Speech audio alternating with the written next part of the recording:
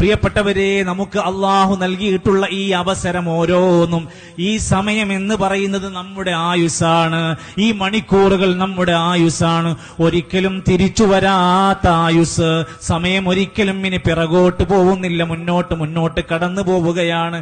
അതുകൊണ്ട് വിശ്വാസികളായ മനുഷ്യന്മാർ എപ്പോഴും ചിന്തിക്കേണ്ടത് എന്റെ ഭാവി എവിടേക്കാണ്, എവിടെ വെച്ച് അവസാനിക്കുന്നതാണ്. അള്ളാന്റെ ഖുർആൻ ഓർമ്മപ്പെടുത്തിയ അയ്യുഹല്ലദീന ആമനു, സത്യവിശ്വാസികളെ, ഇത്തഖുല്ലാഹ്, അള്ളാനെ നന്നായി സൂക്ഷിച്ചോളൂ.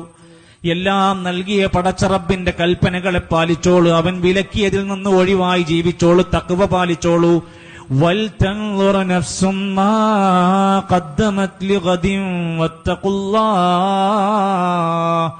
നാളേക്ക് വേണ്ടി ഞാൻ എന്ത് ഒരുക്കി വെച്ചിട്ടുണ്ട് എന്ന് ഓരോരുത്തരും ആലോചിച്ചിട്ട് വത്തഖുല്ലാഹ്, വീണ്ടും അല്ലാഹനെ സൂക്ഷിച്ചോളൂ.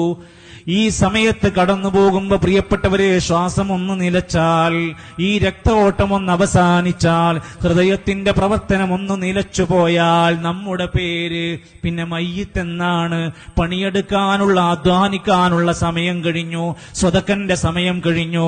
സ്വലാത്തു ചൊല്ലാൻ ഇനി അവസരമില്ല. ദിക്ർ ചൊല്ലാൻ ഇനി അവസരമില്ല.